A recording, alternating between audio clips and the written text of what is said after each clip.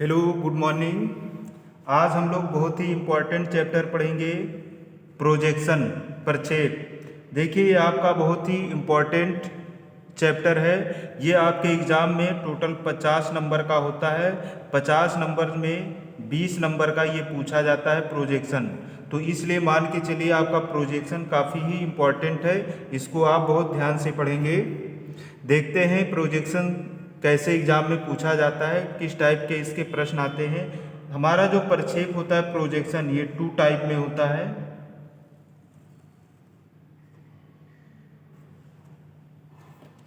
पहला होता है पिक्टोरिकल प्रोजेक्शन।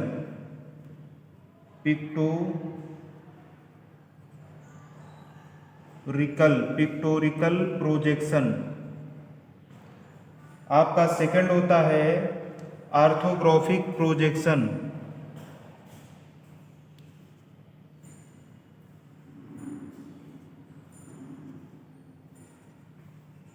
Orthographic projection. अब जो पिक्टोरिकल होता है ये 3 टाइप का होता है। फर्स्ट आपका होता है पिक्टोरिकल, फर्स्ट आपका होता है isometric. Isometric iso isometric projection. Second आपका होता है ऑब्लिक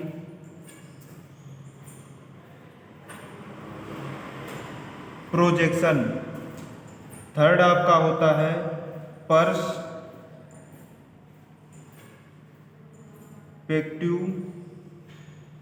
प्रोजेक्शन। ठीक, ये पिक्टोरिकल 3 टाइप के हो गए।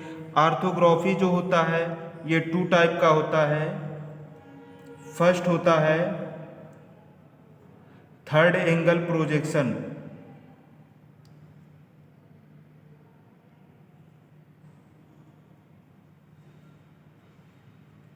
Third angle projection. सेकेंड आपका होता है फर्स्ट एंगल प्रोजेक्शन।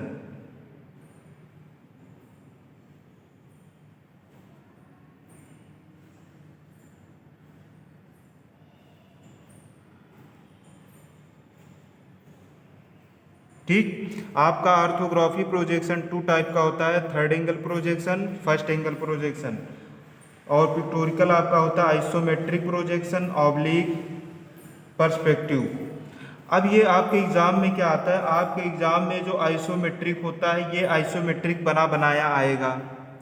आपको आइसोमेट्रिक से या तो आपको बोल देगा आइसोमेट्रिक से थर्ड एंगल बनाने को बोल देगा या फर्स्ट एंगल बनाने को बोल देगा।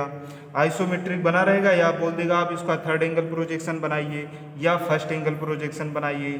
तो वैसे 70% फर्स्ट ईयर में थर्ड एंगल प्रोजेक्शन बनाने का ही आता है। 30% चांस रहता है कभी कभी एग्जाम में फर्स्ट एंगल प्रोजेक्शन बनाने बोल दिया जाता है। तो आपको थर्ड एंगल प्रोजेक्शन, आइसोमेट्रिक से थर्ड एंगल प्रोजेक्शन बनाना सीखना है। सबसे पहले यही हम लोग पढ़ेंगे क्योंकि ये ज़्यादा इंपॉर्टेंट है। ज़्यादातर एग्जाम में आपका थर्ड एंगल प्रोजेक्शन बनाने के लिए ही पूछा जाता है। अब जब थर्ड एंगल, इतना आप लोग नोट कर लें।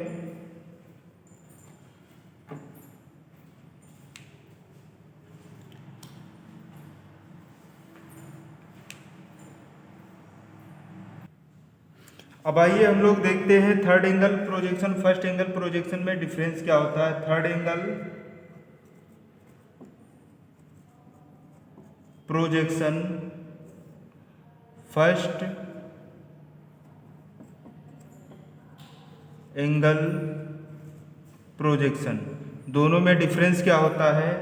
फर्स्ट इसमें क्या होता है हमारा, देखिए पिक्टोरिकल में क्या होता है, फ्रंट होता है, आप इसमें पहले नोट कर लें, फ्रंट, साइड, टॉप। इसमें लिखेंगे फ्रंट व्यू, फ्रंट व्यू हमेशा हॉरिजेंटल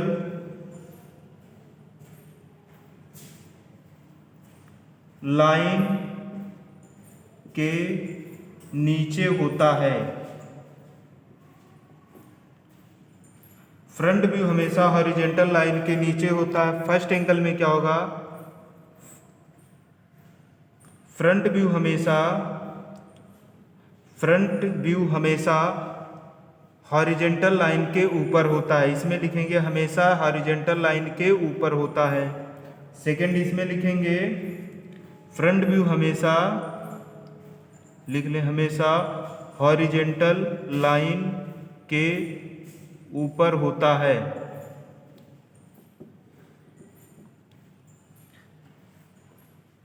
सेकंड इसमें लिखेंगे फ्रंट व्यू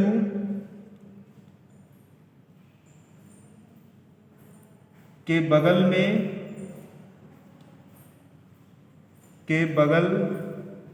में साइड व्यू, फ्रंट के बगल में साइड व्यू तथा अपोजिट ऊपर तथा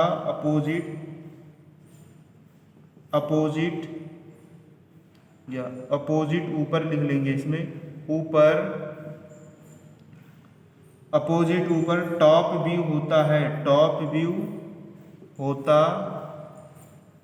है। इसमें लिखेंगे फ्रंट व्यू के बगल में, फ्रंट व्यू के बगल में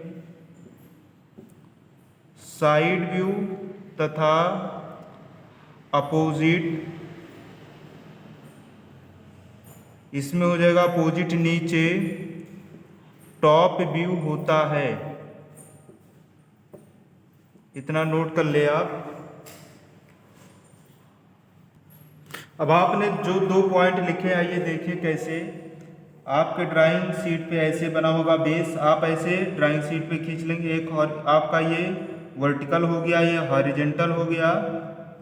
अब यहाँ से 10 mm के गैप पे लाइन खींचेंगे, 10 mm के गैप पे।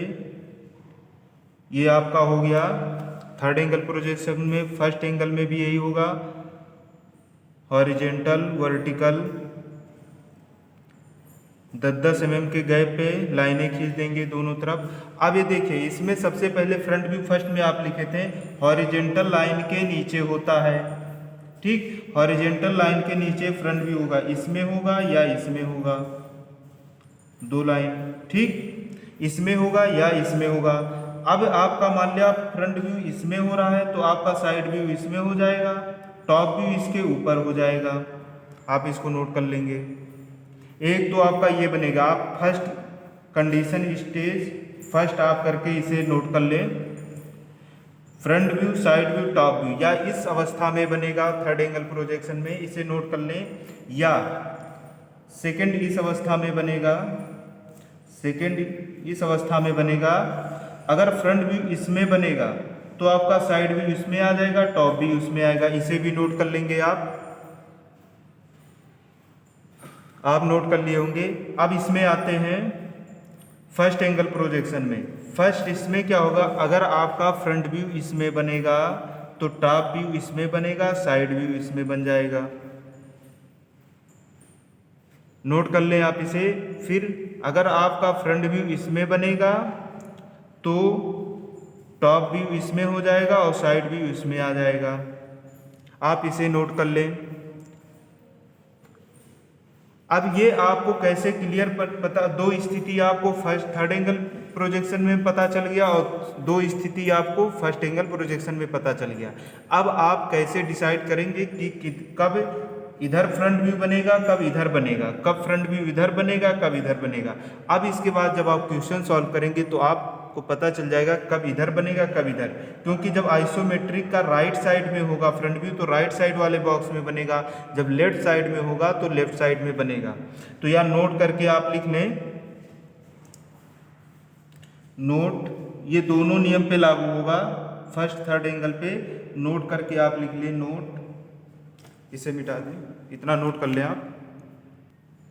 अब आप नोट करके लिख लें इसमें नोट, ये फर्स्ट एंगल थर्ड एंगल दोनों में नियम लागू होगा। जब first angle second third angle जो लिखे उसके नीचे आप नोट करके लिख लेंगे, नोट, यदि फ्रंट व्यू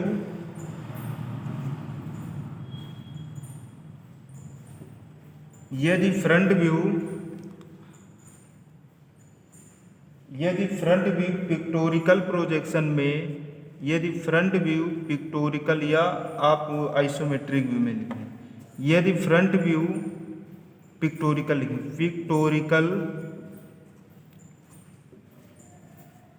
यदि front view pictorial projection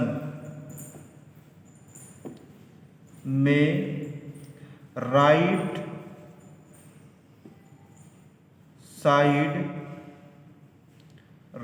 side में है, तब ऑर्थोग्राफी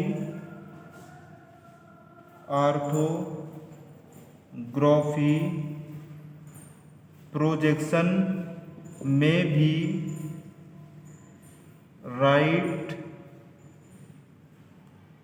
राइट साइड में बनेगा।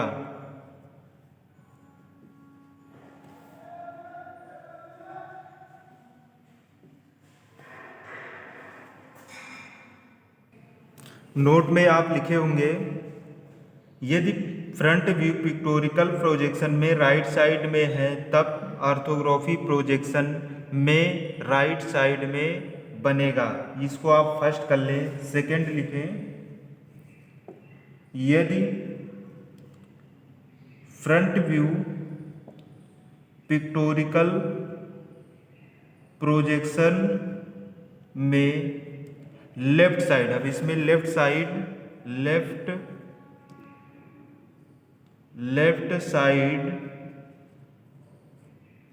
में है, तब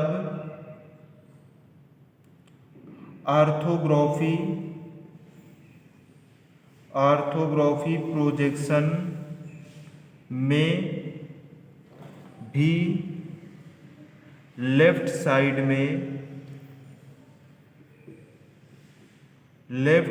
में बनेगा। इतना आप 2 पॉइंट नोट करके, फर्स्ट पॉइंट सेकंड पॉइंट ये नोट कर ले आप, तो आपका ये ऑर्थोग्राफी का पूरा थ्योरी हो गया। अब हम लोग इसके बाद प्रश्नों को सॉल्व करेंगे नेक्स्ट क्लास में।